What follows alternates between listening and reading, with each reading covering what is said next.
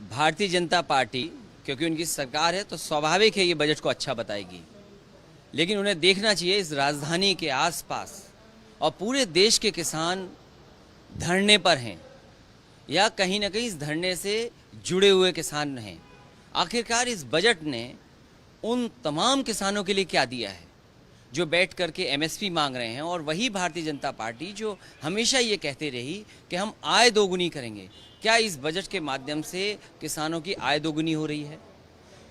जहाँ तक इकोनॉमी को आगे बढ़ाने का सवाल था, लगातार हमारी अर्थव्यवस्था नीचे गई है।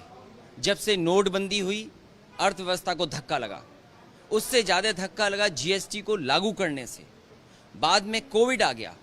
जो अर्थशास्त्री हैं, जो जागरूक लोग हैं, वो यही मानते थे कि ये जो बजट आएगा ये कहीं ना कहीं हमारा डिमांड क्रिएट करेगा, और बाज़ार में जब तक डिमांड क्रिएट नहीं होगी आपकी अर्थव्यवस्था आगे नहीं बढ़ेगी। तो किसान दुखी है। अर्थव्यवस्था के लिए कोई बड़ा फैसला नहीं लिया गया। हमारे नौजवान जो पढ़े लिखे हैं, जो पढ़ाई करना चाहते हैं, आगे बढ़ना चाहते हैं, आखिरकार नौजवानों के लिए काम, रोजगार और नौकरी के लिए क्या व्यवस्था की है?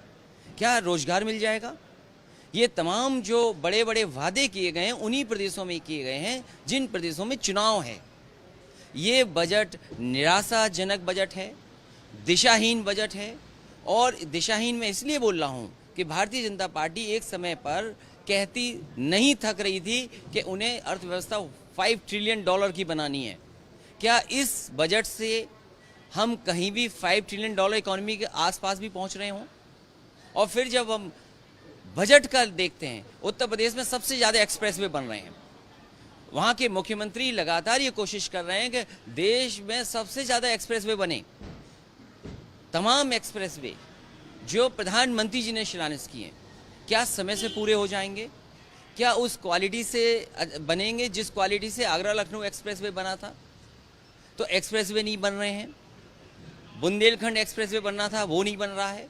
मैं तो पिछले 15-20 साल से देख रहा हूँ, न जाने कितनी सरकारें आईं, एनएचएआई बड़े बड़े दावा करती है, लेकिन क्या जीटी रोड 4 लेन 6 लेन हो गई है?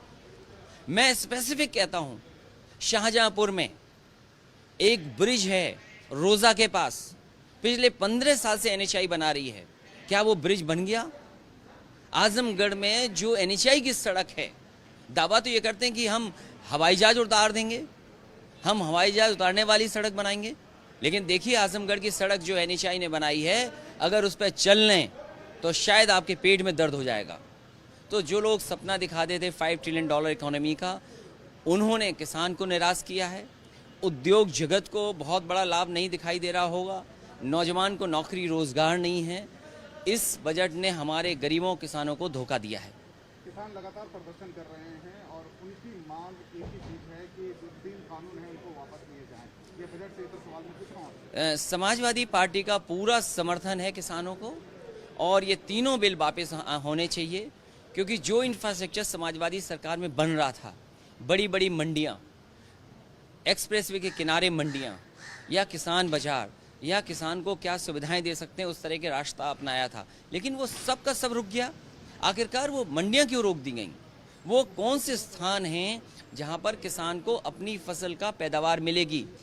धान में लुट गया, मक्के में लुट गया, अभी तो सरसों आने वाली है। अगर विदेश से तेल आ जाएगा, एडिबल ऑयल बड़ी बड़ी कंपनियां बनाएंगी, ब्रांडेड कंपनियां बनाएंगी, तो हमारे देश का एडिबल ऑयल का क्या होगा? जो देसी हमारा तेल है, जो पिराई के माध्यम से बाजार में पहुंचता था, आखिरकार उसके लिए क्या बाजार है? हमारे जो गरीब हैं, किसान हैं, वो कैसे ब्रांडेड बना पाएंगे? वो कैसे मार्केटिंग कर पाएंगे?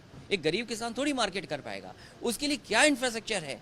इसलिए बाजार पे छोड़ देना किसान की पैदावार को, और किसान को बाजार में छोड़ देना शायद हमारे किसान को आगे नहीं ले जा सकता। मैं बधाई देता हूं किसानों को, कम से कम वो खड़े हैं और इन तीनों कानूनों को चाहते हैं कि वो वापस हो। बीजेपी ने कहा है, सरकार ने कहा है कि ये बजट इस देश को आत्मनिर्भर बनाएगा, नौजवानों को आत्मनिर्भर बनाएगा। दुनिया में जहां हमारी आबादी ज़्यादा है, नौजवानों की भी आबादी सबसे ज़्यादा है। मैं ये जानना चाहता हूं कितने नौजवानों को ये सरकार आत्मनिर्भर बना पा रही है? हमारे कितने गरीब किसानों को आत्मनिर्भर बना रही है? हमारे कितने उद्योग जो छोटे उद्योग हैं, जो मीडियम स्केल इंडस्ट्री है उसको कितना आत्मनिर्भर बना रही है। ये लगातार इस बात को कहना कि आत्मनिर्भर हो रहे हैं, कोई आत्मनिर्भर नहीं हो रहा। जिस तरह का बजट है, जिस तरह की अर्थव्यवस्था को बेच करके पैसा कमाना सरकार को एसेट क्रिएट करने चाहिए। सरकार एसेट कब क्रिएट करेगी? जो सरकारी एसेट है वो बेच देंगी और कंट्रोल किसके पास रहेगा? इसलिए सरकार सपने ना दिखाए, सरकार सच्चाई से गरीबों की, किसानों की मदद करे। कितना नंबर देंगे इस बजट को? क्योंकि पिछले जो बजट आए हैं $5 ट्रिलियन की इकोनॉमी की बात करते थे, इस बजट में तो $5 ट्रिलियन इकोनॉमी की बात नहीं हुई, तो क्या नंबर उम्मीद करेगी सरकार